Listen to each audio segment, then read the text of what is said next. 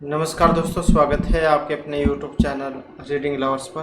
दोस्तों, आज की जो वीडियो इसमें हम करने वाले हैं आपके यूजीसी नेट के एग्ज़ाम के लिए पूरे वर्ष में पूछे गए महत्वपूर्ण क्वेश्चन, और सभी के सभी जो यहाँ पर महत्वपूर्ण रहने वाले हैं। और आपको ये भी पता लग जाएगा कि किस तरीके से एग्ज़ाम में क्वेश्चन पूछे गए हैं, क्योंकि 21 तारीख से आपके जो एग्ज़ाम हैं ये शुरू हो रहे हैं। 2 शिफ्टों में जो यहाँ पर एग्ज़ाम है, और ऑनलाइन जो आपकी बार ये एग्ज़ाम रहने वाला है, कंप्यूटर बेस्ड जो एग्ज़ाम है। तो इसकी इंटीमेशन स्लिप आ चुकी है। अगर किसी ने अभी तक नहीं देखी है तो वो वाली वीडियो जो आपको इस वीडियो के अंत में मिल जाएगी, इसमें जाकर आप अपनी इंटीमेशन स्लिप चेक कर सकते हैं कौन कौन से जो यहाँ पर सब्जेक्ट है जिनका पहले एग्जाम होगा, तो आप देख लीजिएगा। तो हमारा जो अब यहाँ पर पहला क्वेश्चन रहेगा कि निम्नलिखित में से कौन सी विधि सीखने वाले को अनन्य क्रिया में अधिक स्वतंत्रता देती है। तो ये कौन सी विधि है? फिल्म का उपयोग, छोटे समूह में चर्चा, विशेषज्ञों के द्वारा व्याख्यान, या टीवी पर देशव्यापी कक्षा कार्यक्रम का अवलोकन। तो कौन सी विधि सीखने वाले को अनन्य क्रिया में अधिक स्वतंत्रता देगी? तो ये कौन से वाली विधि है? और ये विधि है अगर हम उसे छोटे समूह में बांटकर चर्चा करें, तो छोटे समूह में चर्चा जो है ये सीखने वाले को अधिक स्वतंत्रता देगी। इसके बाद आ जाता है अभिवृत्ति, संकल्पना, कौशल तथा ज्ञान। ये उपज है सीखने की प्रक्रिया, शोध, वंश अनुगतता या फिर व्याख्या की। अभिवृत्ति, संकल्पना, कौशल और ज्ञान ये क्या है? और यहाँ पर जो इसको माना गया है सीखने की एक प्रक्रिया, जो ऑप्शन ए में दी गई है। नेक्स्ट आ जाता है शिक्षक शिक्षण सामग्री का उपयोग क्यों करता है? शिक्षण को मनोरंजक बनाने के लिए, विद्यार्थियों की समझ की सीमा बढ़ाने के लिए, विद्यार्थियों के ध्यान आकर्षण के लिए, विद्यार्थियों को सतर्क करने के लिए। तो शिक्षक शिक्षण सामग्री का उपयोग क्यों करता है? और जो यहाँ पर ऑप्शन सी में दिया गया है, किस लिए? विद्यार्थियों का जो ध्यान आकर्षण है उसके लिए। शिक्षण सहायक सामग्री को प्रचलित रूप से हम दृश्य श्रव्य सामग्री कह सकते हैं, और यह शिक्षण को गंभीर, रोचक और प्रभावी भी बनाती है।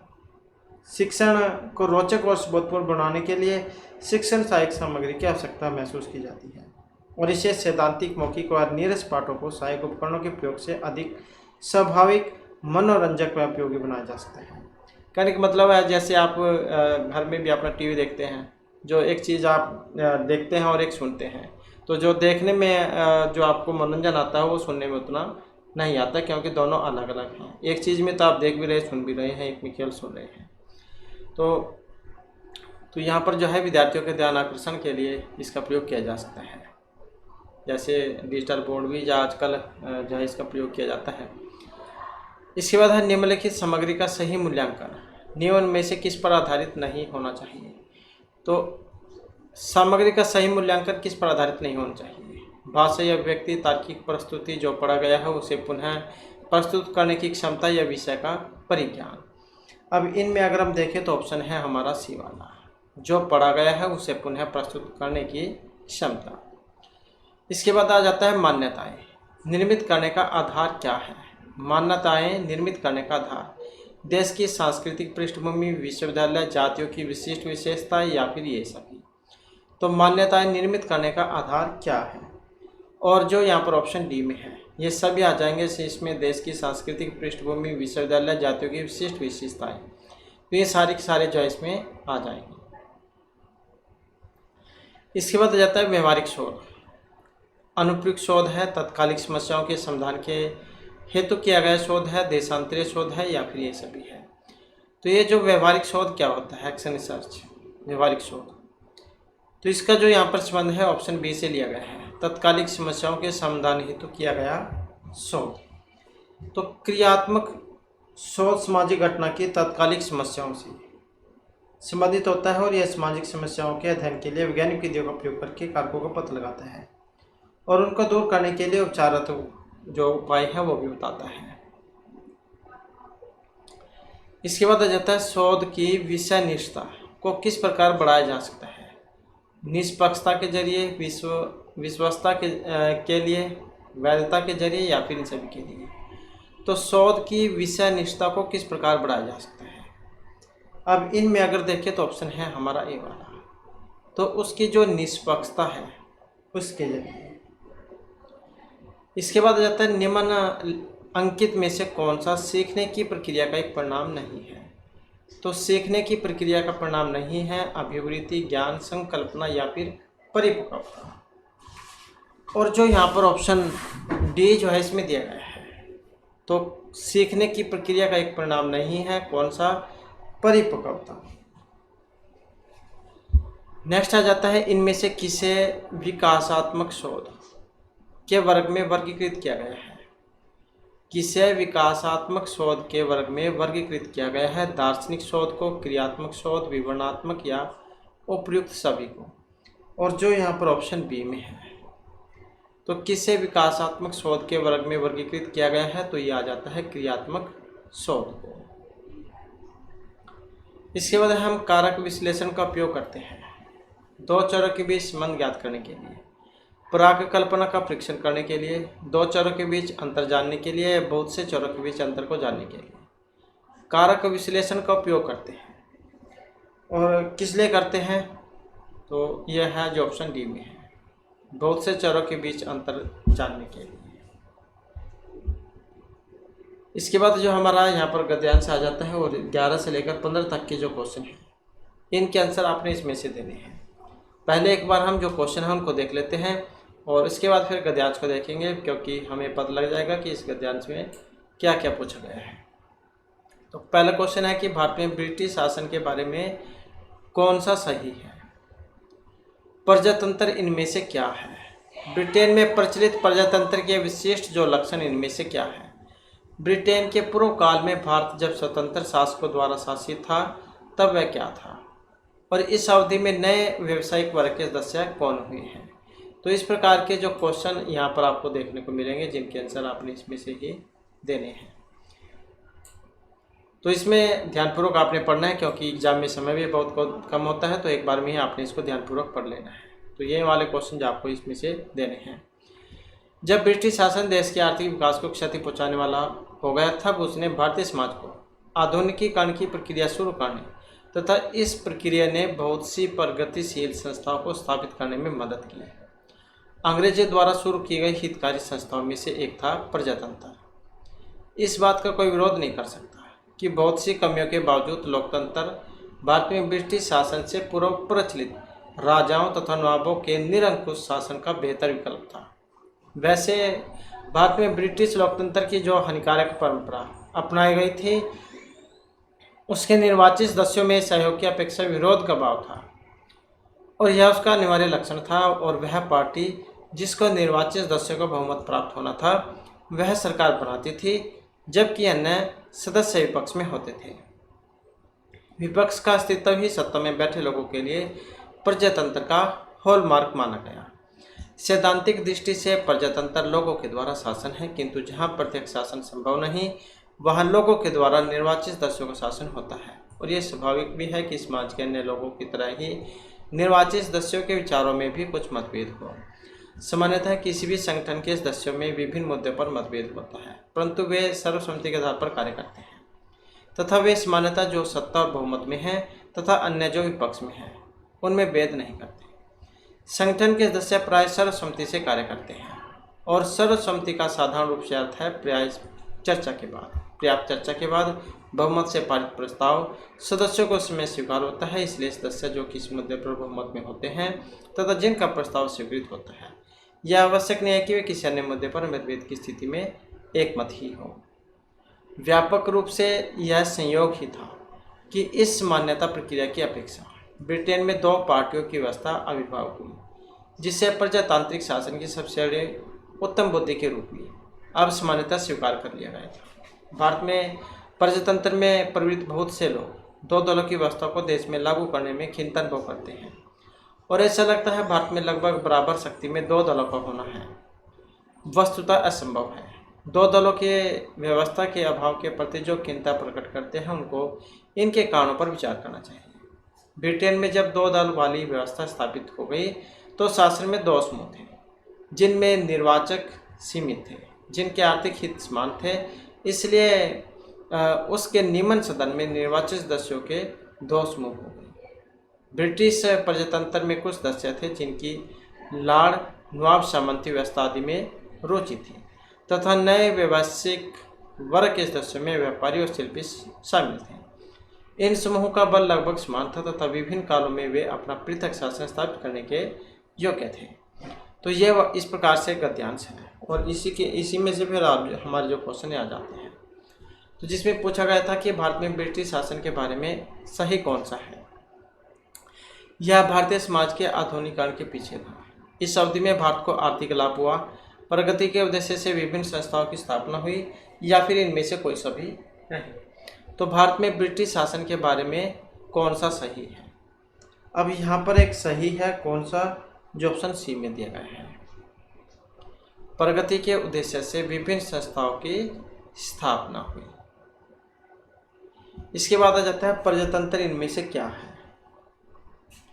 निर्वाचित सदस्यों का नीति निर्धारण के मुद्दों पर एकमत होना, सत्ता पक्ष की अपेक्षा विपक्ष का अधिक शक्तिशाली होना, आमजन के प्रतिनिधि, या फिर इनमें से कोई से भी नहीं। तो प्रजातंत्र क्या है, और यहाँ पर जो इसका अर्थ है ऑप्शन ए से है, निर्वाचित सदस्यों का नीति निर्धारण के मुद्दों पर एकमत होना। इसके बाद है ब्रिटेन में प्रचलित प्रजातंत्र के विशिष्ट लक्षण क्या है। जिसकी लाठी उसकी भैंस के शासन का अंत, जनता का जनता के लिए जनता द्वारा शासन, यह समय की कसौटी पर खरा उतरा, निर्वाचित सदस्यों का पारस्परिक सहयोग। तो ब्रिटेन में प्रचलित प्रजातंत्र के विशिष्ट लक्षण क्या है, और ये है जो ऑप्शन बी में आए हैं, जनता का जनता के लिए जनता के द्वारा शासन। इसके बाद है ब्रिटेन के पूर्व काल में भारत जब स्वतंत्र शासकों द्वारा शामिल था तब समाज में शांति तथा समृद्धि पर्याप्त थी। राजनीतिक मामलों में जनता असंपृक्त थी। नीति धारण में जनमत आवश्यक था, यह कानून सबके लिए समान था। तो ब्रिटेन के पूर्व काल में भारत जब स्वतंत्र शासकों द्वारा शासित था तब इनमें से क्या था, और जो ऑप्शन बी में है क्या, कि राजनीतिक मामलों में जनता असंपृक्त थी। इसके बाद है इस अवधि में नए व्यावसायिक वर्ग के सदस्य कौन हुए हैं। ब्रिटिश अभिजात्य वर्ग, लॉर्ड तथा नवाब, राजनीतिक, व्यापारी तथा शिल्पी। तो इस अवधि में नए व्यावसायिक वर्ग के सदस्य कौन हुए हैं, और यहाँ पर अगर हम देखें तो जो ऑप्शन डी में है, व्यापारी और शिल्पी, ये आ जाते हैं। इसके बाद है इंटरनेट पर संचार बातचीत है, मौखिक, गैर मौखिक, समानांतर या ग्रे पॉइंट संचार का। तो इंटरनेट पर संचार बातचीत है, किसका माध्यम है, जो ऑप्शन सी में दिया गया है, समानांतर संचार का। तो ये हमारे क्वेश्चन थे। और नेक्स्ट जो आ जाता है कि रेडियो में एफएम स्टेशन का मुख्य उद्देश्य क्या है। तो रेडियो में एफएम होता है सूचना मनोरंजन पर्यटन के लिए, मनोरंजन सूचना तथा अंतर संवाद के लिए, पर्यटन अंतर संवाद और मनोरंजन, या केवल मनोरंजन के लिए एफएम जो होते हैं। तो इसका जो अर्थ है यहाँ पर ऑप्शन जो बी में है, जिसमें मनोरंजन, सूचना और अंतः संवाद जो है इसके लिए।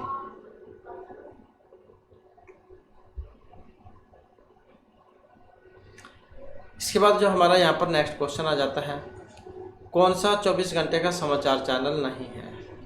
24 घंटे वाला एक समाचार चैनल इनमें नहीं है, जो ऑप्शन डी में दिया गया है। लोकसभा राज्यसभा वाले जो चैनल हैं ये 24 घंटे वाले नहीं हैं।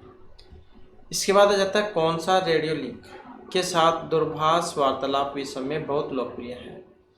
तो कौन सा रेडियो लिंक के साथ दूरभाष वार्तालाप विश्व में बहुत लोकप्रिय है। टीपीएस, टेलीफोन, वीडियो वार्ता, वीडियो प्लस में टेलीटेस्ट। तो कौन सा रेडियो लिंक के साथ दूरभाष वार्तालाप विश्व में बहुत लोकप्रिय है, और जो ऑप्शन सी में दिया गया है, वीडियो वार्ता। तो वीडियो वार्ता जो है इसमें सी आंसर रहेगा, और वीडियो कॉन्फ्रेंस जो है इसको कह देते हैं। तो ये जो आधुनिक संचार तकनीक है जिसके माध्यम से दो या अधिक स्थानों से एक साथ ऑडियो वीडियो के माध्यम से कई लोग जुड़ सकते हैं, और इस वीडियो टेलीकॉन्फ्रेंस भी इसको कहा जाता है। यह तकनीक इतनी उपयोगी है कि आप जब वैज्ञानिक वीडियो कॉन्फ्रेंसिंग को मोबाइल फ़ोन पर उपलब्ध कराने का भी प्रयास कर रहे हैं, तो मोबाइल के माध्यम से भी हो जाती है अब तो ये। इसके बाद आ जाता है नेक्स्ट क्वेश्चन। हमारा क्वेश्चन है कि किसी कोड में ये जो क्लॉक है इसको हम इस प्रकार से लिख सकते हैं। तो जो स्टेप्स दिए गए हैं इसे हम कैसे लिखेंगे, पहले हमें जो इसके बारे में पता होना चाहिए कि ये जो है यहाँ पर किस तरीके से लिखा गया है। इसको हम यहाँ पर लिख लेते हैं CLOCK, और इसके नीचे ही हम इसको लिख लेते हैं KCOLC। अब यहाँ पर आप देख सकते हैं कौन सा तरीका यहाँ पर अपनाया गया है। तो ये दोनों बराबर हैं, CL, क्योंकि ये क्या है यहाँ पर क्रॉस हो रहे हैं, तो यही जाए यहाँ पर होगा। इसमें पहले C आ जाएगा और K बाद में चला जाएगा। तो यहाँ पर क्या है, इसमें S है, ये तो ये वाला है, तो S इसमें यहाँ पर आ जाएगा और एक ये S यहाँ पर आ जाएगा। तो इसी प्रकार से जो है यहाँ पर ये चलेगा, तो ये यहाँ पर आ जाएगा। तो इस प्रकार से आप देख सकते हैं इसमें कौन सा बनेगा, यहाँ पर ऑप्शन C वाला जो है ये बनेगा। इसके बाद आ जाता है नेक्स्ट हमारा, इसमें आ जाता है सूची 1 को 2 के साथ मिलान करना। सूची 1 में कलाकार हैं और दूसरे में कला है, तो इनका भी जो है यहाँ पर मिलान करना है। और इसमें देखें तो कौन से वाला बनेगा इसका, जैसे पंडित जसराज है, इनको किस लिए जाना जाता है, तो पंडित जो जसराज जो है इनका जो संबंध है देखें तो ये हिंदुस्तानी वोकलिस्ट के लिए जान जाते हैं। तो ऑप्शन जो है यहाँ पर देखें तो ऑप्शन जो है यहाँ हमारा जो B वाला बनेगा इसमें। तो इनका संबंध जो है इससे हो जाएगा, हिंदुस्तानी वोकलिस्ट से। किशन महाराज जो है इनका संबंध तबला से है। रविशंकर, और रविशंकर जो है किसके लिए जान जाते हैं, और रविशंकर जो है इनका संबंध डांस से, और उदय शंकर जो है इनका संबंध सितार से हो जाएगा। तो ये जो पंडित जसराज जो है ये भारत के सुप्रसिद्ध शास्त्रीय गायकों में से एक है, और पंडित जी का संबंध जो मेवाती घराने से माना गया है। और ये जो किशन महाराज है कि भारतीय तबला वादक थे, और इनका संबंध भारतीय संगीत जो है शास्त्रीय संगीत के और बनारस घराने से माना जाता है। और पंडित जो रविशंकर ये सितार वादक और संगीतज्ञ हैं, उन्होंने भारतीय शास्त्रीय संगीत की शिक्षा उस्ताद अलाउद्दीन खां से प्राप्त की थी। और उदय शंकर भारत में आधुनिक नृत्य के जन्मदाता और एक विश्व प्रसिद्ध भारतीय नर्तक और नृत्य निर्देशक थे। इसके बाद आ जाता है अगला क्वेश्चन हमारा, निम्नलिखित इसमें से जो लुप्त संख्या वो आपने बतानी है। लुप्त संख्या कौन सी है? लुप्त संख्या की बात करें तो ऑप्शन C में रहेगा, तो कौन सी है यहाँ पर 38 जो लुप्त संख्या है। अब यहाँ पर जो इसमें कौन सा क्रम चला हुआ है, तो इसमें अगर हम देखें 3 और 5 8 और 10 18, और 18 में 5 जोड़ते हैं तो 23, में 10 जोड़ते हैं तो 33। यहाँ पर अगर हम देखें तो 5 10 5 5 10 5 10 5, तो 38 हो जाएगा, फिर इसमें 10 48। तो 5 10 5 10 वाला जो क्रम है यहाँ पर चला हुआ है, तो ऑप्शन बनेगा C वाला। इसके बाद है पहले समुच्चय में अक्षरों का कुछ संबंध है। इस संबंध के आधार पर दूसरे समुच्चय के लिए सही विकल्प जो आपने बताना है, तो सही जो आगे कौन से वाला है। तो पहले जो हम इसके बारे में पता होना चाहिए कि कौन सा क्रम यहाँ पर चला हुआ है। तो यहाँ पर इसमें देखें तो ये जो है ऑप्शन यहाँ पर इसकी जगह अगर हम देखें तो, क्योंकि यहाँ पर है जो B C D E F G H, और इसके बाद यहाँ से शुरू हुआ है I J K L M N O। तो इसी प्रकार से जो यहाँ पर जो इसकी जगह पर E और उसके बाद G I और K ये आएगा, क्योंकि इसके बाद देखें तो K के बाद L, फिर M N, और यहाँ पर O और P Q और R P N L जो यहाँ पर फिर ये बनेगा, तो E G I K जो है यहाँ पर इसका आएगा। तो यहाँ पर कुछ मिस है इसमें, तो ऑप्शन B वाला जो है इस तरीके से यहाँ पर इसका बनेगा ये। इसके बाद आ जाता है अगला क्वेश्चन हमारा, 1 जनवरी 2001 को हफ्ते का कौन सा दिन था? शुक्र, मंगलवार, रविवार या फिर बुधवार? तो 1 जनवरी 2001 को हफ्ते का कौन सा दिन था? और यहाँ पर अगर हम देखें तो ऑप्शन जो हमारा, तो इसमें कौन सा दिन आएगा? और यहाँ पर अगर हम देखें तो इसमें जब कोई सा भी दिन नहीं आएगा, कोई भी नहीं। 400 से भाग जाने वाली शताब्दी के बाद सदैव 1 जनवरी को सोमवार होता है, इसलिए प्रश्न में जो ये विकल्प जो दिए गए सारे गलत हैं, तो ये जहाँ कोई भी नहीं यहाँ पर आएगा इसका। इसके बाद आ जाता है निम्नलिखित अनुक्रम में गलत जो संख्या वो आपने बतानी है। गलत संख्या ज्ञात कीजिए। तो गलत संख्या कौन सी है? यहाँ पर अगर हम देखें तो इसमें क्या क्रम चला हुआ है, इसमें से 1 कम हो रहा है। और यहाँ पर अगर हम देखें तो इसमें भी 3 कॉमन हैं। और यहाँ पर अगर हम देखें तो इसमें कितने हैं, 5 हैं। और यहाँ पर कितने हैं, तो इसमें आ जाते हैं 7। तो 1 3 5 7 ये वाला जो क्रम है यहाँ पर चला हुआ है इस प्रकार से, 9 फिर 11 है, ये वाला क्रम चला हुआ है। तो इसके बाद देख सकते हैं आप कौन सा वाला इसमें बनेगा। तो यहाँ पर जो ऑप्शन बी वाला बनेगा, मतलब जो है यहाँ पर क्या है, तो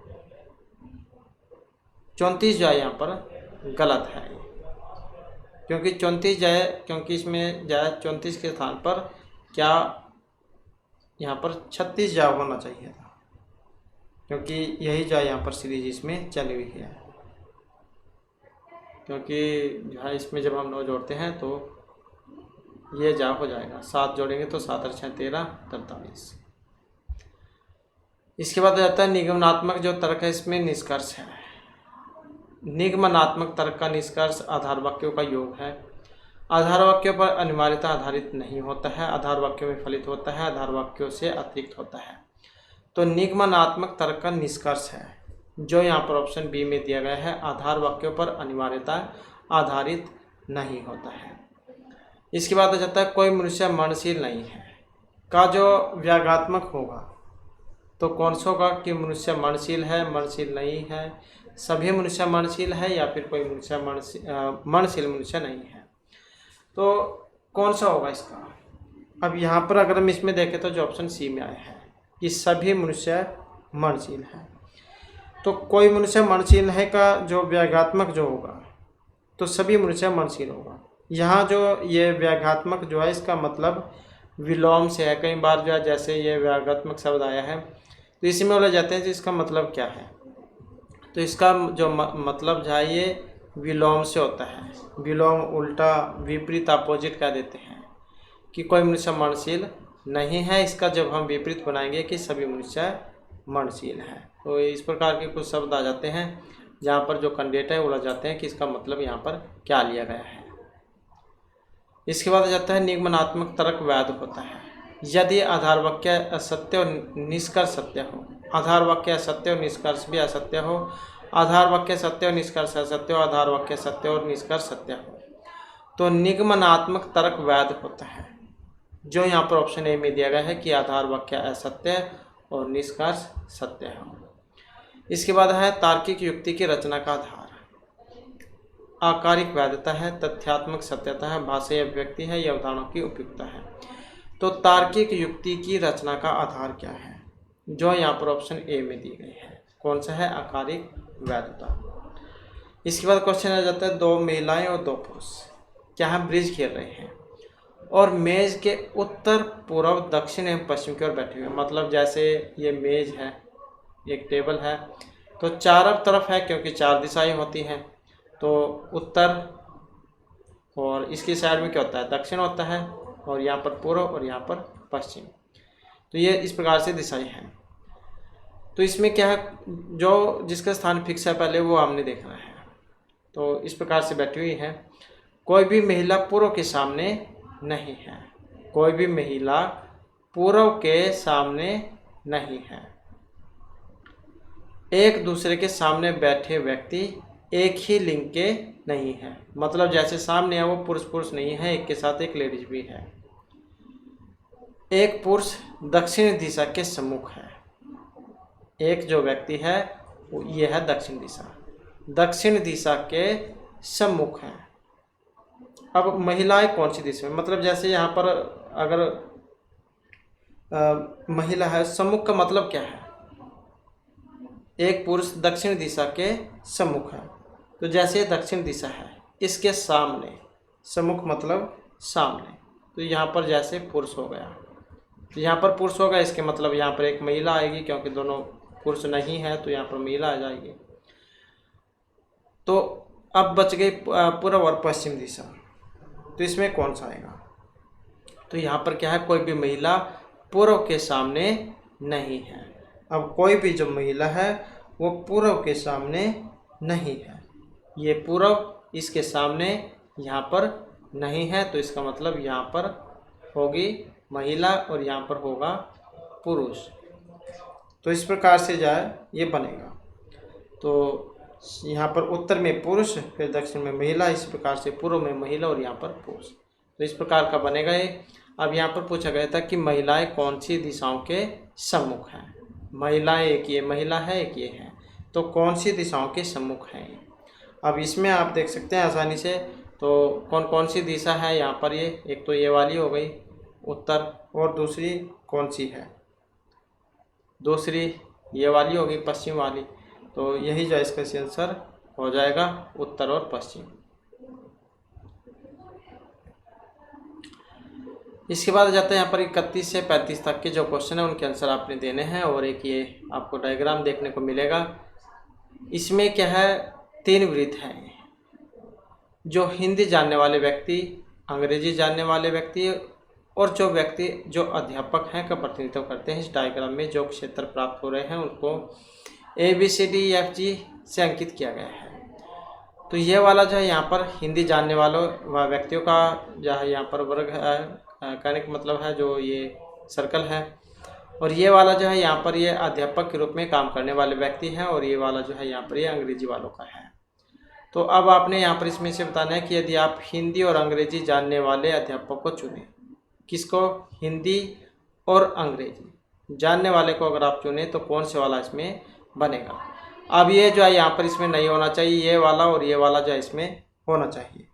और इसमें अगर हम यहाँ पर देखें तो जो ऑप्शन सी वाला इसका बनेगा। तो सी जो है इसका आएगा, क्योंकि ये जो है यहाँ पर इसका बनेगा, क्योंकि इसमें हमने क्या है ये वाला देखना है, क्योंकि यहाँ पर है हिंदी और अंग्रेजी। तो अध्यापक हमने चुनना था, जो ऑप्शन सी में यहाँ पर आया है, अर्थात सी। इसके बाद आ जाता है, यदि आप ऐसे व्यक्ति को चुनना चाहें जो अंग्रेजी नहीं जानते हो और अध्यापक भी नहीं हो, तो इनमें से किसको चुनेंगे। तो यदि आप ऐसे व्यक्तियों को चुनना चाहें, यदि आप ऐसे व्यक्ति को चुनना चाहें जो अंग्रेजी नहीं जानते हो और अध्यापक भी न हो, तो कौन से वाला इसमें बनेगा। तो यहाँ पर आप देख सकते हैं इसमें कौन से वाला बनेगा। तो इसमें जाए, क्योंकि हमने देखना है जो अंग्रेजी वाले भी ना हो और अध्यापक भी ना हो, तो मतलब ये जो सर्कल है इसमें ना हो, तो केवल अकेला जी जो है यही यहाँ पर इसमें अलग है, जो हिंदी वाला है। तो यही जो हमारा यहाँ पर इसमें से आंसर हो जाएगा। इसके बाद आ जाता है नेक्स्ट क्वेश्चन हमारा। तो इसमें क्वेश्चन है कि निम्नलिखित ग्राफ का अवलोकन करें और प्रश्न संख्या 33 से 35 जो है इसका उत्तर आपने देना है। तो जैसे यहाँ पर है, ये जो है यहाँ पर मात्रा लाख टन में है, और ये वाला जो है यहाँ पर मूल्य करोड़ रुपए में है, और ये यहाँ पर वर्ष है 2003 से लेकर 7 तक के। तो यहाँ पर जो है इसमें पूछा गया कि इंजीनियरिंग सामग्री के निर्यात की सर्वाधिक मात्रा किस वर्ष में हुई थी। तो इंजीनियरिंग सामग्री के निर्यात की सर्वाधिक मात्रा 2005, 6, 7 ये मतलब किस में हुई थी, इंजीनियरिंग सामग्री के निर्यात की सर्वाधिक मात्रा। और इसमें जो है यहाँ पर हमारा आंसर है ऑप्शन आएगा बी वाला। तो कब है ये 2007 जो है इसमें मानी गई है। इसके बाद इंजीनियरिंग सामग्री का मूल्य पिछले वर्ष की तुलना में कौन से वर्ष में 50% कम हुआ है। तो 50% कम हुआ है, और ये भी 2007 जो है इसी में हुआ है। इसके बाद निर्यात की मात्रा में किस वर्ष में पिछले वर्ष की तुलना में 100% की वृद्धि हुई है। तो निर्यात की मात्रा में किस वर्ष में पिछले वर्ष की तुलना में 100% की वृद्धि हुई है। 2004, 5, 6, 7 किस में हुई है। और इसमें देखें तो ऑप्शन सी वाला इसका बनेगा। तो कब हुई है, 2006 में। नेक्स्ट आ जाते हैं यहाँ पर जो www है, वर्ल्ड वाइड वेब। इस पर वेब पेजों को डालने के लिए आपको किसकी आवश्यकता होती है। तो ये जो www है, इस पर वेब पेजों को डालने के लिए आपको किसकी आवश्यकता है। एक इंटरनेट कनेक्शन की, वेब ब्राउज़र, वेब सर्वर, या फिर इन सभी की। तो किसकी आवश्यकता होती है। और इसमें देखें तो ऑप्शन डी वाला है हमारा। तो इन सभी की होगी, जिसमें एक इंटरनेट कनेक्शन भी आएगा, वेब ब्राउज़र भी आएगा, और एक जो वेब सर्वर है ये भी आएगा इसमें। इसके बाद है भारत में मोबाइल फ़ोन की सेवा प्रथम बार देने वाली जो कंपनी थी। भारत में मोबाइल फ़ोन की सेवा देने वाली कंपनी, तो ये SR थी, SCN, BPL या फिर एयरटेल। और इसमें जो हमारा आंसर है ऑप्शन रहेगा बी वाला। तो ये BPL है।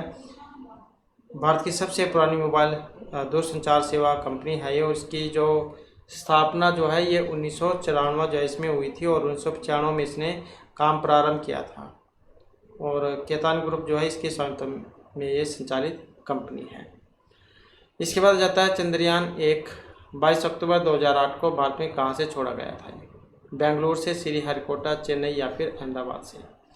तो कहाँ से छोड़ा गया था ये, और इसमें जो ऑप्शन है हमारा बी वाला, तो श्रीहरिकोटा जो है यहाँ से छोड़ा गया था ये।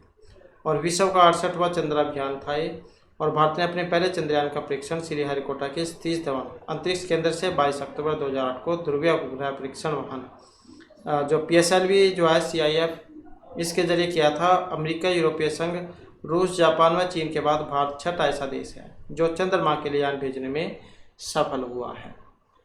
इसके बाद आ जाता है अगला क्वेश्चन हमारा, दलदल एक नम प्रदेश है जो पानी प्राप्त करता है। समीपस्थ जलीय निकाय से दूषित होना, केवल वर्षा या केवल समुद्र से। तो दलदल जो होती है ये किससे पानी प्राप्त करती है? और ये करती है जो पास में जो नहर वगैरह जो है या कोई भी अन्य जो साधन है वहाँ से जब पानी आ जाता है तो वहाँ की जो ज़मीन है वो दलदली हो जाती है बहुत ज़्यादा पानी होने के कारण। इसके बाद आ जाता है ब्लॉग क्या है? एक ऑनलाइन म्यूजिक है, इंट्रानेट है, एक पर्सनल और corporate website in the form of online journal है, ये पर्सनल और कॉरपोरेट गूगल सर्च है। तो इनमें जो ये ब्लॉग जो है, ब्लॉग क्या होता है? ब्लॉग से जो यहाँ पर अर्थ लिया गया है ऑप्शन डी से, एक पर्सनल, कॉरपोरेट, गूगल सर्च से। इसके बाद जाता है इनमें से कौन सा प्रदेश भूकंपों की दृष्टि से अत्यधिक जोखिम वाला क्षेत्र में आता है? तो ये मध्य भारतीय उच्च भाग है, तटीय प्रदेश है, हिमाचल प्रदेश या भारतीय मरुस्थल है। तो कौन सा प्रदेश भूकंपों की दृष्टि से अत्यधिक जोखिम वाला क्षेत्र जो है इसमें आता है? और जो ऑप्शन सी में है, तो कौन सा आएगा यहाँ पर? जो हिमाचल प्रदेश है। इसके बाद आ जाता है निम्न में से कौन सी वेबसाइट भारतीय वैवाहिक वेबसाइट नहीं है? तो भारतीय जो वैवाहिक जो वेबसाइट है जो विवाह से संबंधित सूचना देती है, तो ये वाली नहीं है। कौन सी? और जो यहाँ पर ऑप्शन डी में दी गई है, तो ये वाली नहीं है। ये मैट्रिमनी है, जीवन साथी है, शादी.com है, तो ये शादी से संबंधित है, तो इसको छोड़कर। इसके बाद जो हमारा क्वेश्चन आ जाता है यहाँ पर, सूची 1 को 2 के साथ मिलान करना है। सूची 1 जो है इसमें संस्थान और दूसरे में जो शहर है वो दिखाए गए हैं। अब इसमें अगर हम देखें तो ऑप्शन जवाब ए वाला बनेगा। तो जैसे केंद्रीय मरु अनुसंधान केंद्र है, तो कहाँ पर है ये? जोधपुर, जो जोधपुर में है। तो कहाँ पर है? जोधपुर में। और अंतरिक्ष उपयोगिता केंद्र ये कहाँ पर है? तो ये है नई दिल्ली में। तो कहाँ पर है? नई दिल्ली में है ये। सॉरी, अहमदाबाद जो है अहमदाबाद में है ये। और भारतीय लोक प्रशासन संस्थान, तो ये नई दिल्ली में है। और भारतीय विज्ञान कांग्रेस का मुख्यालय ये कलकत्ता में है। तो इस प्रकार से जो इनका यहाँ पर मिलान होगा। तो केंद्रीय मरु अनुसंधान केंद्र कहाँ पर होगा? जोधपुर में। अंतरिक्ष जो उपयोगिता केंद्र है अहमदाबाद में हो जाएगा। भारतीय लोक प्रशासन नई दिल्ली में, और भारतीय विज्ञान कांग्रेस का मुख्यालय जो है ये कोलकाता में है। इसके बाद आ जाता है नेक्स्ट क्वेश्चन हमारा। क्वेश्चन है यहाँ पर, पर्यावरण प्रभाव मूल्यांकन संभावित परिवर्तनों का वस्तुनिष्ठ विश्लेषण है। पर्यावरण की भौतिक विशेषताएं, जैव भौतिक विशेषताएं, सामाजिक आर्थिक विशेषताएं, या फिर ये सभी। तो पर्यावरण प्रभाव मूल्यांकन संभावित परिवर्तनों का वस्तुनिष्ठ विश्लेषण है। और जो यहाँ पर ऑप्शन डी में दिया गया है तो ये सभी इसमें आ जाएगा, जिसमें पर्यावरण का भौतिक विशेषताएं, जैव भौतिक विशेषताएं और सामाजिक आर्थिक विशेषताएं, तो ये सभी इसमें आ जाएंगे। इसके बाद आ जाता है सुनामी आपदा भारतीय तटीय भागों में किस वर्ष में अनुभव की गई? तो सुनामी आपदा भारतीय तटीय भागों में अनुभव की गई थी 2005, 6, 7 या 2004 में। और इसमें रहेगा ऑप्शन बी हमारा, तो ये थी 2004, अर्थात ये आई थी इसमें 6 दिसंबर में, 6 दिसंबर 2004 में इंडोनेशिया के सुमात्रा द्वीप में हिंद महासागर के तल के नीचे आई भीषण सुनामी लहरों ने Bharat, Indonesia, Thailand, Malaysia, Bangladesh, Sri Lanka, Maldives, ये 11 देश थे, तो इनके तटीय क्षेत्रों में कहर ढाया था उस समय। इसके बाद है इनमें से कौन सा विश्वविद्यालय द्वै पद्धति वाला नहीं है?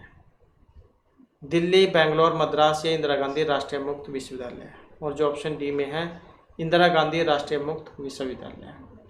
इसके बाद है कोठारी आयोग के प्रतिवेदन का शीर्षक था शिक्षा एवं राष्ट्रीय विकास, learning to be adventure, diversification of education या लोकतंत्र में शिक्षा एवं सामाजिक।